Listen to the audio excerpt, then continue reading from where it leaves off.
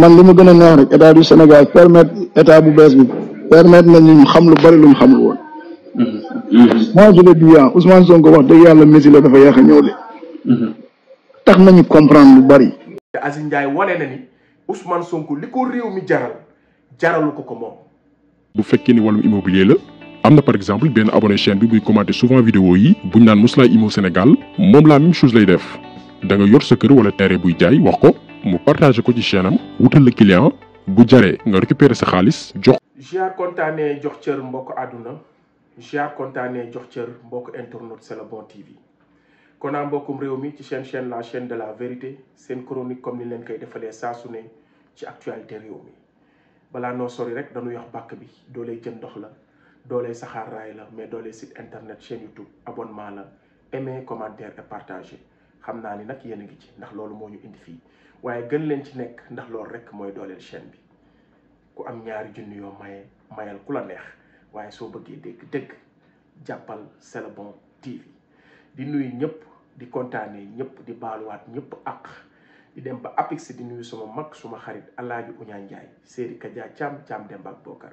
sama bàyyi turandoo di nuyu sama turandoo maa ngi koy ziar di nuyu Alaaji Sëriñ Sàmb alias Zos borom Sokosim borom ciment yu baax yi livraison bu gaaw bi Zos maa ngi lay nuyu sama xarit sama doomu ndey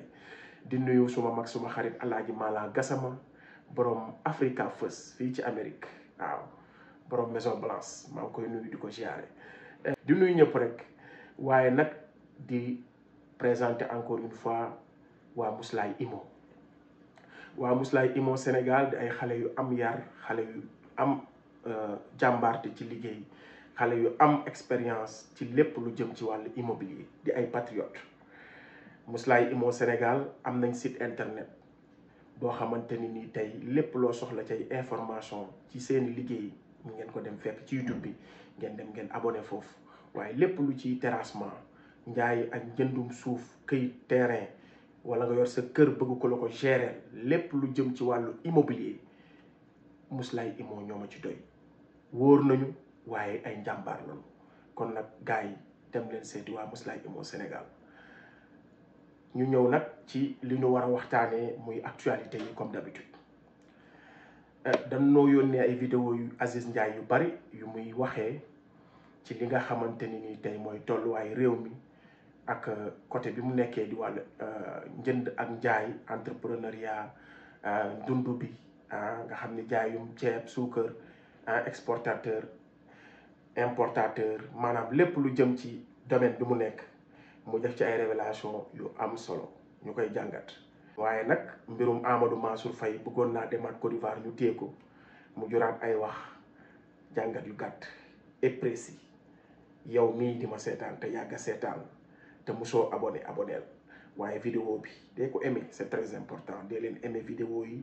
ndax kàddu yi mën a egg fépp ndax li ñu soxla mooy message bi di jàll li ñuy wax ngeen gis ne am na njariñ dee leen ko tasaare te li koy gën a yombal mooy di aimé vidéo yi waaye di ko partage gars yi li ñuy njëkkee mooy Amadou Mansour Faye Aziz Ndiaye laay mujjee jàngat Amadou Mansour Faye dañ ñoo wanaat vidéo bu muy ne Côte d'Ivoire lay dem ma gis wax ji bari ci am na décision de justice ak amul décision de justice ak nangam mais ma gis ni lu jaadu la comme ni ko sénégalais bu am xel te nekk ku honnête war a jaadoo ni Amadou Mansour Faye war te génn réew mi jamono ji moom sax xam na ko lii wane ni nag ñoom du ñu ay gor ndax yaakaar naa ni mbootaay sax buñ la ko dénkee toll ci naan mbootaay mi kat am na lu ci manqué wul ak côté bi am na lu fa jël ak luñ fa jëlul ak mat naa matul defe naa war ngaa mën boo amoon sax fooy dem nga somm ko toog ba setal sa der soo ko génn réew mi waxuma laa nag ñu dénk lam réew daanaka 2012 ba 2024 Mansour Faye mu ngi ci gouvernement yépp depuis 2013 la commencé doon ministre ba léegi xaaju budget Sénégal soo ko xaajee ñetti yoon li Mansour Faye doon jiite ci wàllu ministère am daanaka budget boobu fa la jëm waxatuñu nag 1000 milliards Covid yi kon kooku yabaate weesuwul ñu toll ci naan dañuy réduction des comptes mu doon lu jaadu nga xam ne ab daayira sax soo ko yoree boo koy joxe lenge yi di nga defal ña la jiitu di nga leen defal réduction mu dekk lu jaadu lu normal nga naan da ngay demi Côte d'Ivoire rek da ngay demi Makka ak boo demee Makka boo nee labbayka mani yonente bi danaan la laa labbayka woowuñu la fi ña la woo mooy waa Sénégal Sonko ak Diomaye la woo ci jubal jubbanti léegi nag ñu def amalgame wax dañ koo tere mais ma gis ab mbër bu ñuy wax Niang Ballo mais Niang Ballo yow Mansour Faye gënoo ko dëkk ci dëkk bi Niang Ballo gënoo ko doon citoyen sénégalais te yaa ko ëpp responsabilité te ki ëpp responsabilité kooku nag moo war a gën a sàmmonteeg sarti réew mi te Niang Ballo mais dafa dem ba nekk ci biir avion ba war a voyage ñu fekk ko ci avion bi wàcce ko yóbbu ko mu am leen teg yoon tere ko tukki te mës ta gérer l'argent contribuable pourquoi les politiciens ngeen bëgg a jox seen bopp ay privilèges yu ngeen maanaam yu loi réew mi amul mooy nous tous on est égaux devant la loi yow sa mag moo ko wax sa rak Marième Faye Sall moo jàkkaarloog nit ñi ne ñu ngi lay enquête depuis 8 mois ibbi nañ ay enquête ñu ngi enquête say doom ñu ngi enquête say xarit ñu ngi lay enquête waaw ku ñuy enquête nag kooku fu muy jëm kon kay ubbi nañ dossier ci yow jarutul décision de justice moo tax ñi jàngul ak ñi xamul ak ñi tappale nekk ci plateau yi naan dañ ko waroon notifier moom xam na ni ñu ngi koy enquête moom xam na ni ku ñuy enquête warut a génn réew mi tax magam rakkam Marième Faye moo taxaw ne ñu ngi koy enquête depuis 8 mois seen nag Niang Ballo mi nga xam ne mbër la mu am leen teg yoon dem ba dugg ci biir avion ba war a tukki dem Espagne ànd ak ñoom gis njaago ñu wàccee ko avion bi yóbbu ko ci yoon waxuma la ak yow mii géré woon alalu réew mi gënoo ma Niang Ballo ci réew mi kon yéen ñiy wax bàyyi leen seen caaxaan yi Niang Ballo mbërum làmb la am alkaati bu mu joteel ci wàllu dawal ak nangam ñu dem fekk ko muy waaj a voyage yi ñu ne ko coppet yóbbu ko ci yoon kon Mansour Faye yow mi géré sunu alalu réew buñ ne lee toogal ci réew mi lan la lay wàññi da ngay voyage te sa loxo set na mais toogal bañ setal la nga soog a dem moo gën nga ñu sonal képp ku fi bëgg a wax rek dafa fekk nga doon seytaane doon waaba jiiba waaye Niang Ballo mbërum làmb la dëkk Parcelles ci avion lan ko fekk muy daaja voyage te li mu def Mansour Faye liñ koy jiñ moo ëpp loolu fuuf doole fuuf te dañ koo fekk ci avion ne ko coppet yow nag ñu dénkoon la alalu réew mi ñu naan mat naam matul réer naam réerul nga ni da ngay génn réew mi ñu tere la ngay victimiser wu te ngeen jàpp fi ay doomu jàmm ray leen tëj fi ay nit sans décision de justice tëj fi Ousmane Sonko 55 jours yow réew mi lañ la teree génn ngay kaas Ousmane Sonko mi këram lañ ko teree génn moom njabootam Jibi Gueye Ndiaye moo daan duggi doomam bëgg a jàngi ñu ne ko doo jàngi mais yéen da ngeen a ñàkk jom da ngeen a war a yem ak ñi leen di défendre nekk ci plateau yi di wax ju bari donc nag Amadou Mansour Faye demal nga toog waaw demal nga toog kër ga waaw ñu dem nag ma tegal leen ma toj Aziz Ndiaye kàddoo mi ndax nee na ci les airs jubal jubbanti la ñu nekk Ousmane Sonko c'est un messie Aziz Aly Ndiaye di jaaykatu ceeb ak suukar di homme d'affaires bu mag ci Sénégal di tëggkatu làmb noonu naa kàddu yi mu wax kàddu yu am solo la kàddu yu dëggu la li mu gis rek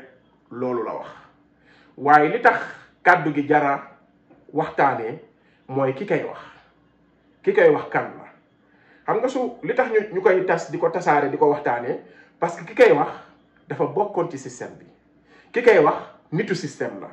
parce que Aziz Ndiaye kenn mënul weddi que ni Aziz Ndiaye nitu système la kilifa gu mag jàpp na ci loxoom yóbbu ko ci Macky Sall ci kilifa diine Sénégal mu di koy épaulé di ko jàppale ba mu egsi fii tey bi ñuy boom sénégalais yi tamit di leen rey Aziz Ndiaye bokk na ci ñi nga xamante ni ñoo nekkoon ci système di tëgg seen làmb seen yoon musu cee nekk kon tey su yëgatee kàddu daal di magnifier gouvernement bi gis ni si côté bi mu nekkee gouvernement mu ngi def effort bu rëy te lépp loo xam ne doon na fa nekk ci njuuj njaaj ak lëndëm mu ngi leer maanaam liñ ne li ñëpp bokk ñëpp yem ci képp maanaam nekkul ay wax kese c'est des faits kon foofu la wax looloo tax waxu Aziz Ndiaye ji am solo ñu war koo jàngat c'est pas sa personne mais li mu wax ci kàddu ki mu jóge nga xam ne musul bokk ci camp patriote yi bi ñuy rey sénégalais yi mu ngi woon ci ay business am musu ko déranger am na kàddu gum ci mënoon a wax musu ko def musul ko amal soxal bi ñuy toroxal Ousmane Sonko li fi jaar yëpp Aziz Ndiaye il était là mais musu ko intéressé mais tey bu demee ba di bénéficier wu ci njariñ boobu nit ñi doon xeex tey ba wax ko loolu dafa jar a jàngat moo tax man loolu laa ciy jàngat mu wax lu am importance mu ne résultat bi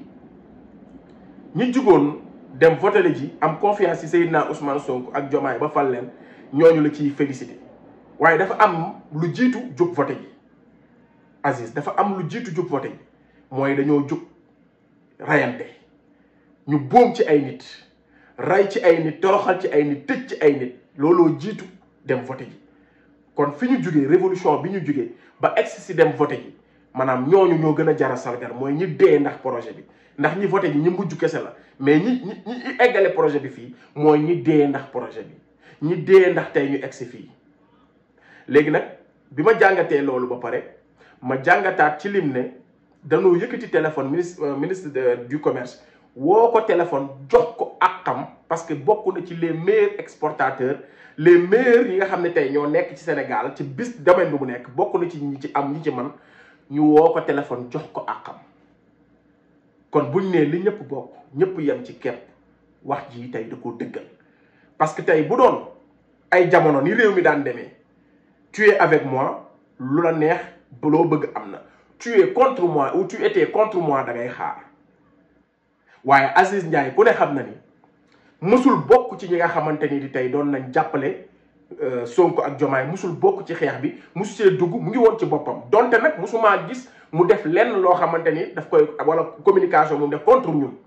waaye de ay action mi mu doon mëne amul lenn lu mu ko yàqal il était avec le gouvernement parce que peut-être xëy na business am moo ko laaj parce que nee nañ les hommes d'affaires chaque jour dañuy ànd ak nguur waaye nguur gii de soxlawul homme d'affaires bi ànd ak moom ak bu àndut ak moom li mu soxla rek mooy na réew mi dox te Aziz Ndiaye wane na ko parce que bu fekkoon ni tey na réew mi daan doxee noonu lay doxee Aziz Ndiaye tey duñu ko jox respect bii ñu ko jox ak cër bi mu am parce que dañ naan moom ban taxawaay la amoon si ñun kon suñ ne réew mi changé na rupture am na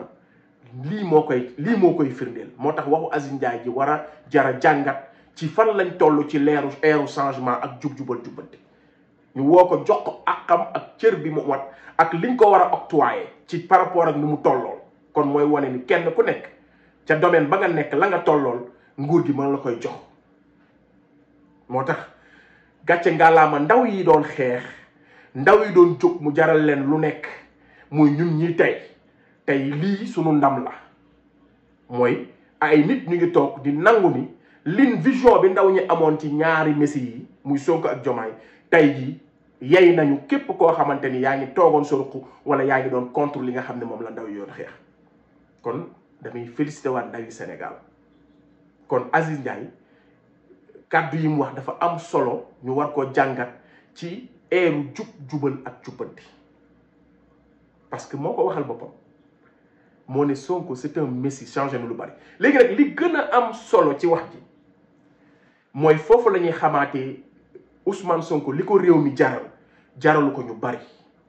te Aziz Ndiaye wane na ni Ousmane Sonko li ko réew mi jaralu ko moom ndax Aziz Ndiaye nee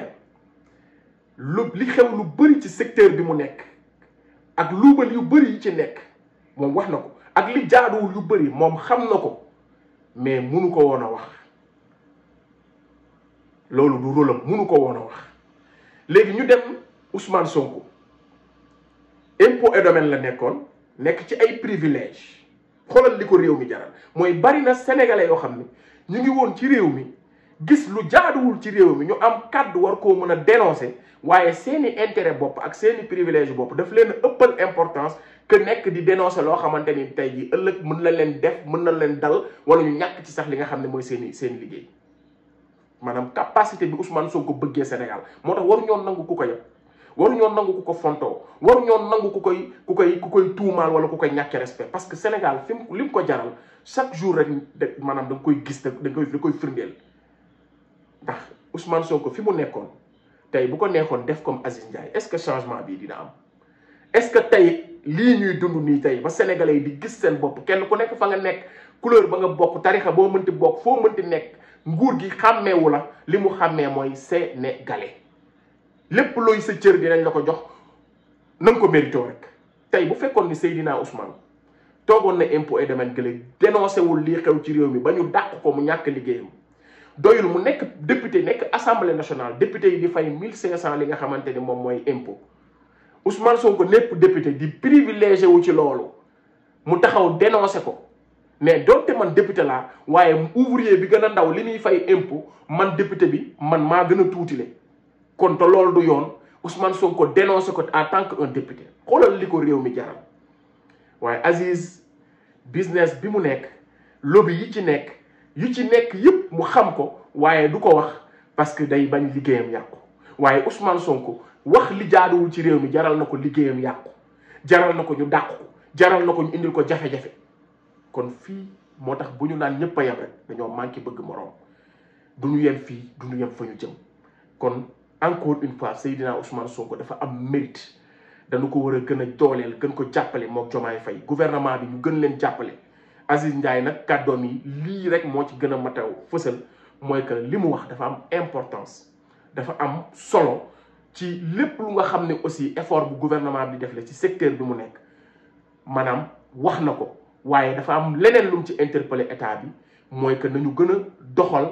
ci détaillants yi ak ñi nga xam ne ñooy boutiquiers yi loolu moo ci am solo parce que ñi commerçant yi mag yi soo leen mënee maîtriser ba ñu wàññi prix yi te tamit ki nekk ci koñ yi di détaillant nanguwul wàññi prix yi askan wi duñ ci mën a gis seen bopp kon rigueur boobu noonu ñu def ci ñi nga xam ne ñooy ñu mag ñi ba ñu mën a ak njàppandal gi ak wàññite ba subventionné ba ñu mën a wàññi lu mat ay 1000 francs ci benn ci tonne wala ñu wàññi lu ëpp 60 000 ci benn tonne tey jii suñ ko mënee wàcce ba ci suuf askan wi dina ci gën a gis boppam